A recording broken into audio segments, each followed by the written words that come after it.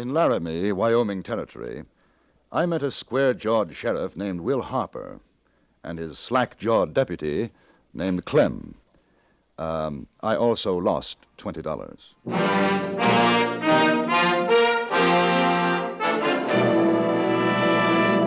Frontier Gentlemen.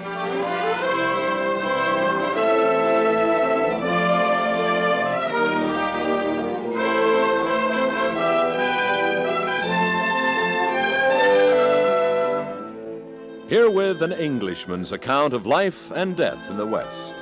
As a reporter for the London Times, he writes his colorful and unusual stories.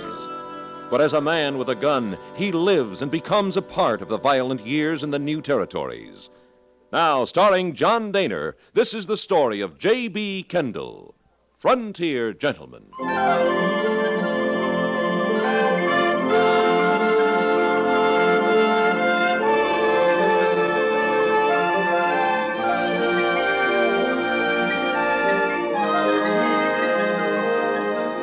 I had taken the stagecoach from Dry Creek and was on my way back to Cheyenne. Beside myself, there were two other passengers. One, a gaunt, stern-faced man named Barnaby, who spent most of his waking hours reading from the Bible.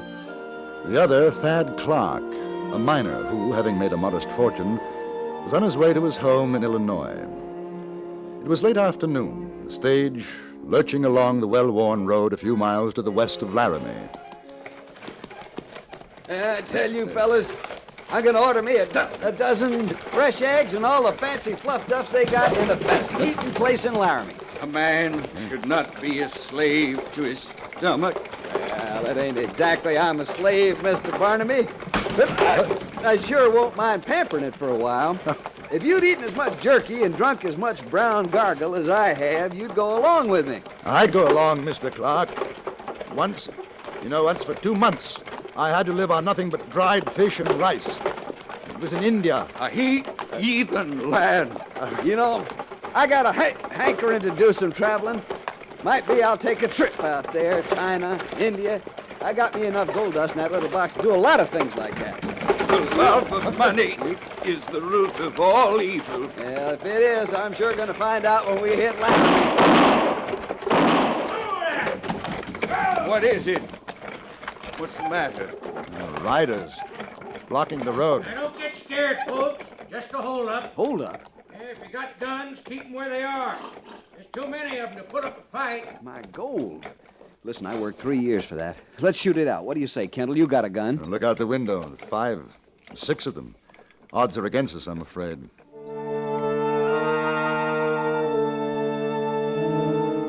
They were on horseback, their faces completely masked, cradling rifles and shotguns in their arms. 2 of them remained in front of the coach. 3 more took up positions to either side and behind. The 6th man, who appeared to be the leader, called to us to get out. Our driver nonchalantly climbed down from his seat and began to roll a cigarette. The miner Clark stood next to me, right hand clenched, hovering over his gun butt. You, mister, and you. Do you mean me? No, the tall fella and the other one. Unbuckle your gun belts and drop them. No need for anyone to get hurt. I'm a poor man. I have no worldly goods. Sorry to hear that, brother. You a preacher? No. That's too bad. I never rob a sky pilot. Just empty out your pockets, all of you. Driver? Yeah. What you carrying? Nothing much. Well, we'll take a look-see. Jed, Frank, keep them covered. CD, you help me search them. All right. Driver, climb up there and throw down the boxes. Sure. All right, gents. Nice and quiet. Let me tell your kids all about it. It's kind of a puny wallet. Don't take that. It's all I have. 30, 40, $50. Well, now you ain't got any worldly goods for sure, friend. What about him, CD? $few is all. You take a look in the coach. All right. Driver, climb down, open up them boxes. Sure. All right, now you, mister. Here. You won't find much. Well, it's a right handsome-looking watch you got there. I like it. Take it off. No. Come on now, take it off. It has a great sentimental value to me. It can't be worth more than a few dollars to It you. all adds up, mister. Take it off. No, You figure it's worth your life? in a way. Hey, look ahead what I found. Who belongs to this? It's mine. Guess it ain't no use asking you to leave it be. That's a fact. It sure breaks my heart the way you river snipers have to sweat to get that much dust. Give him back a sack of it, CD, and see what's in them other boxes. Here you are, partner. Enough for grub stuff. Now, about that watch. Is it worth killing me for it? Mister, that's a plumb low-code question. I plugged a fella once over a chaw of tobacco. What's your name? Kendall. I like to meet a man with guts. All right, you keep that watch, Kendall. It's a present. At the breeze, boys, there's riders coming up the road. So long, fellas. Clark, pick up your gun.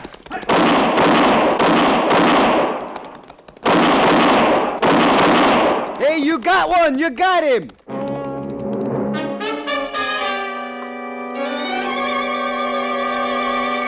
The wounded man clung to his saddle for a few yards, then toppled over, fell to the ground and was still. The others disappeared in a cloud of dust along the road to the west. A moment or two later, a group of horsemen rode up. They were led by an exceedingly tall man wearing a large and rather ornate badge. Which way did they go? Hey, they went that way. They Hey, took Kendall my here money. got one. He's lying right over Everything the I arm. have. You must get it Clem, back. you and the boys get after him. We'll do that, Sheriff. You recognize any of them, driver? No, must be new around here, Sheriff. I never did see him before. I figure I've been held up by most of the hold-up men in the territory. All right, let's take a look at that fella you shot.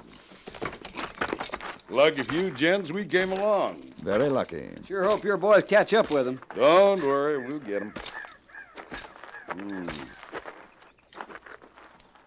Well, that's the last roundup for this outlaw. Plop him through the head. Nice shooting, mister. Well, let's get that mask off. Any of you ever see him before? I told you I never did. No. No papers. I didn't think there would be. Well, I guess you gents can go on your way. I'll be obliged if you'll stop by my office in Laramie and make out a report of what was taken. Name's Harper. Will Harper. Hey, you're new in Laramie, ain't you, Sheriff? Yeah, just took over last month. Aim to do some cleaning up. You got no worries. We'll have your valuables back by tonight. The sheriff followed his posse. We went on to Laramie. On our arrival, Mr. Barnaby went off with a severe-looking woman whom I assumed to be his wife. Thad Clark was kind enough to take me to dinner. Afterwards, we walked down to the sheriff's office. He sat behind his desk, powerful, square-jawed, steely-eyed, the picture of an iron-nerved man of the law.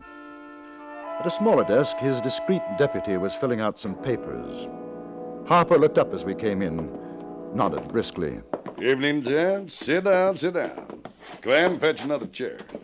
Yes, sir, Mr. Harper. You caught those fellas, huh? We trailed them all right. Make stuff come. Thank you. I gather that you didn't catch them? Well, like I say, we know where they are, just a matter of time. My deputy here, Clem, he's making out the report right now. I better get back to it, Clem. Yes, sir, Mr. Harper. Now, you want to give me a list of what was stolen? Not much of a list, Sheriff. Just 10 sacks of gold dust, about $5,000. You get that, Clem? I sure did, sir. And Kendall's the name, isn't it? Yes, that's right. $20 in my wallet. Kendall.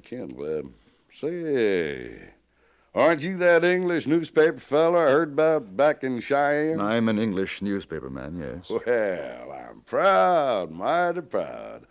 I reckon you'll be writing all this up for your paper. I imagine I will. Good.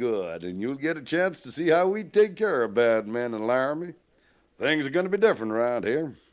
I'd admire to have you stick around, Kendall. We got new methods, scientific, like they've been using in the East. That's fine, but what about my gold? Those hold-up boys must be in Colorado by now. You hear that, Clem? I sure did, Sheriff. That's a funny one, mighty funny.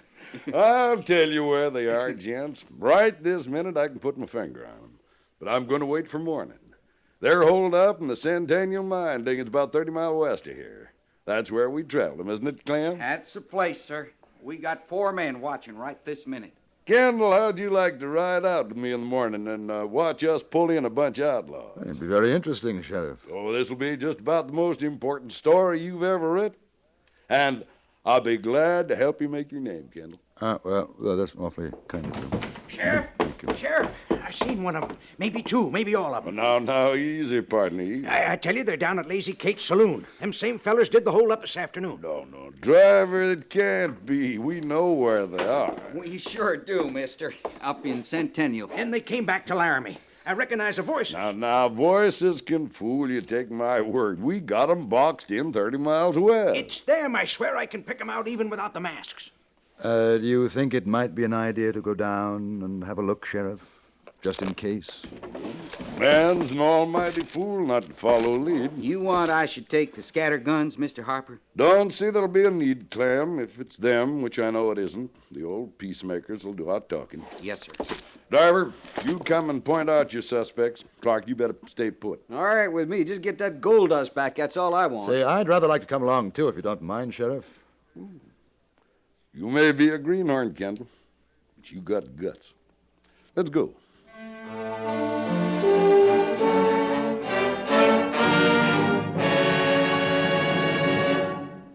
In a moment, we return to Frontier Gentlemen. CBS newsmen Walter Cronkite and Wells Church have teamed up to bring you a concise but comprehensive nightly report. Sunday through Thursday evening, join us on CBS Radio when it's time for Walter Cronkite and the news. Friday and Saturday night at the same time, hear Wells Church and the news on most of these same stations. Both men are experts on world affairs, and each in his own way makes following the news an exciting adventure. And now we return you to the Anthony Ellis production of Frontier Gentlemen.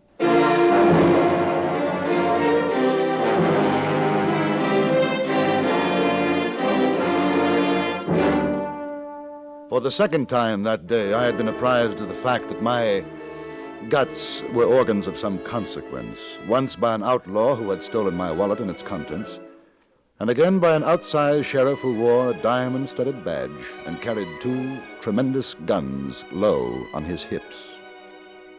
The 4 of us walked down the street, Sheriff Harper, his deputy, whom I only knew as Clem, the stagecoach driver, and myself. We arrived at the Lazy Kate saloon. It was fairly well crowded, but almost immediately the driver spotted the men in question and pointed them out to us. 2 of them, their backs to us, standing at the bar. These the ones. Maybe the other fellas alongside, too. I never did get a good look at them. All right. You better stay here, driver. Kendall, you stay behind Clem and me. If you think you recognize the voices, just sing out. You bet I will, Sheriff. Let's go, Clem. I don't say she can't do the job, but I'll ride along with old Colt 44. Now, that's for sure. That there's one sweet piece of artillery. I beg your pardon, gentlemen. What? Haven't we met before? You talking to me, mister? That's right. This the man, Kendall? It's his voice. Looks like him. The other chap's the one he called CD. Oh, Sheriff, is there something wrong? What's your name, mister? Fred Cole. You? Sylvester. Noah Sylvester. Who are these other boys? Who, them? I don't know. I never saw them before tonight. Keep your hands on the bar, gents. Sheriff, we supposed to have done something? A slight matter of a hold-up this afternoon. Hold-up. Us? Search him, Clem. Watch out for a belly gun. Yes, sir, Mr. Harper. Mister, you got the wrong man. Me and Noah, we ain't no leather slap. No. Shucks, I don't even carry a gun. Me neither. They're clean, For Sheriff. sure, we're clean. You got us mistook for 2 other fellas, mister. I don't think so. I'm taking you both in. The stagecoach driver identified you as well. If it's a mistake, you got nothing to worry about. If it isn't, there'll be empty saddles for you in the misty beyond. Let's go.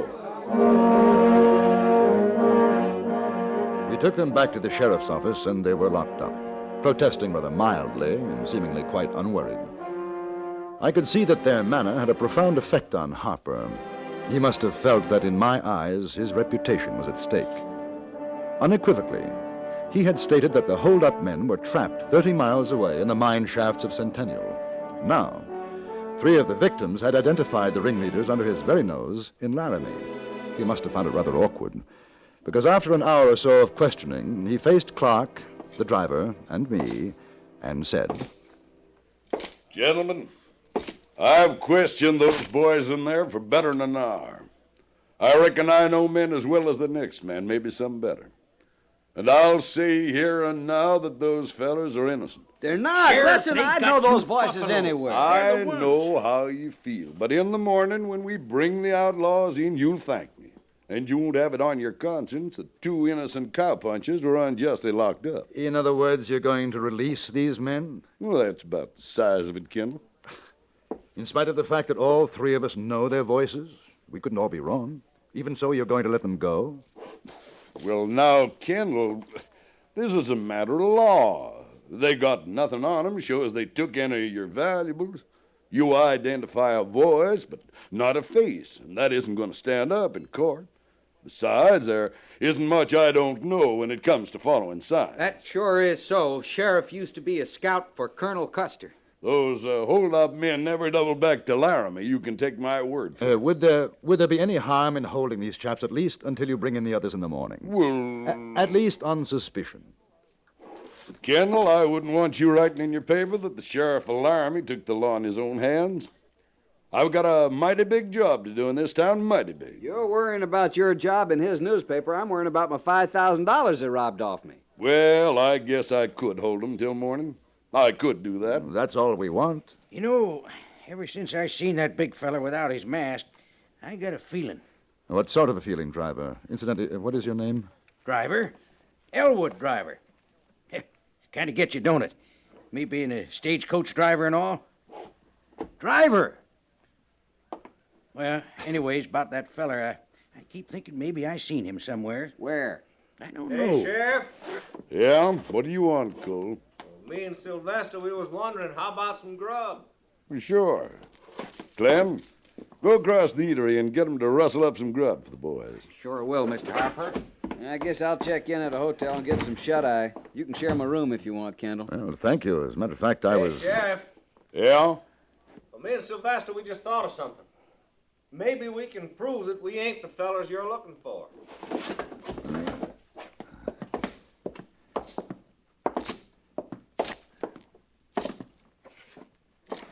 All right, cool. Speak your piece.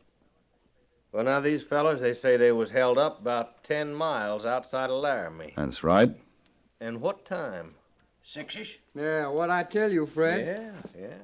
Well, now, Sylvester, he remembers there's folks who could tell you we was right here in Laramie all afternoon and about 6-ish. Now, if that's so, we couldn't be in 2 places to once, could we? That's for sure.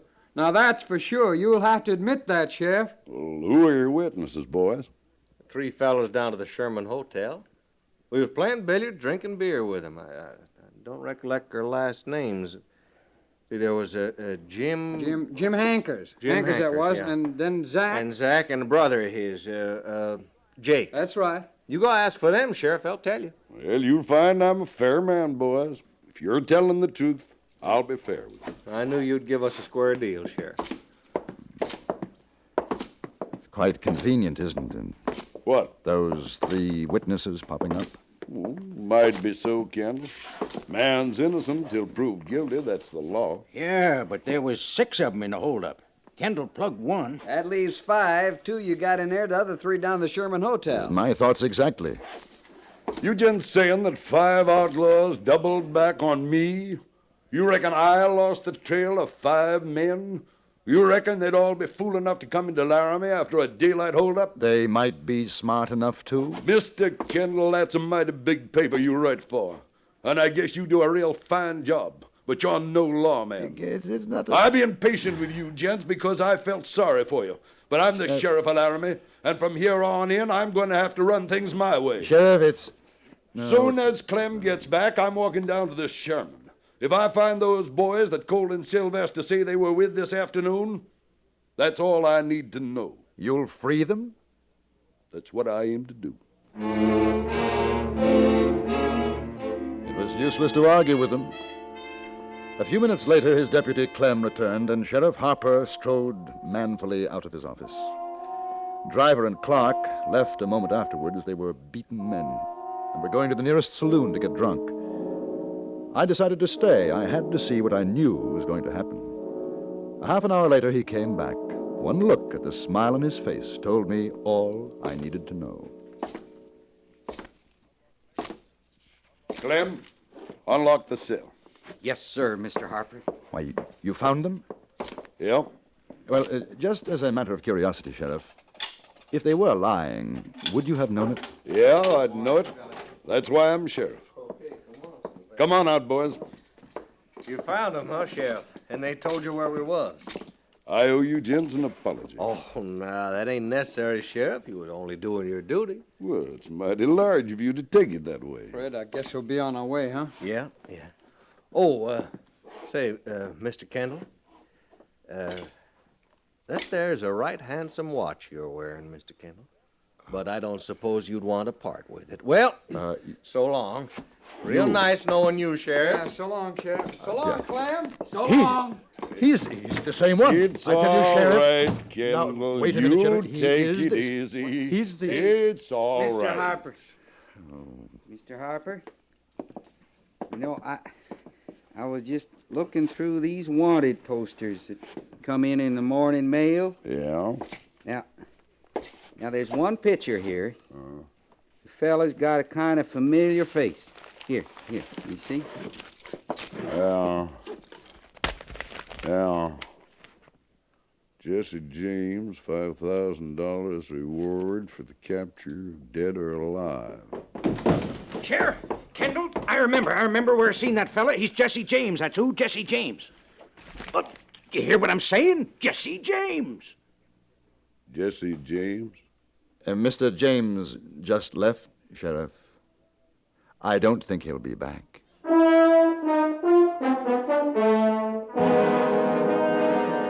This time, Jesse James left Laramie for good, followed a day later by Sheriff Will Harper and his inestimable deputy, Clem. The irate citizens of Laramie gave them quite a send-off.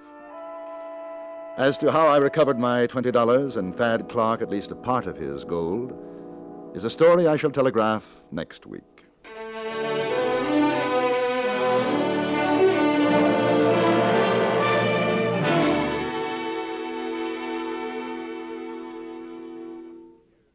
Frontier Gentleman was written, produced, and directed by Anthony Ellis and stars John Daner as JB Kendall.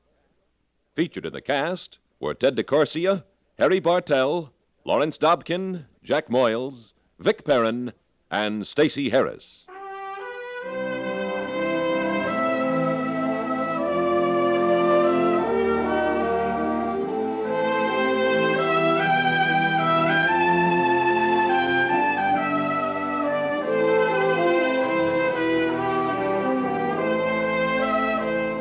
Join us again next week for another report from the Frontier Gentleman.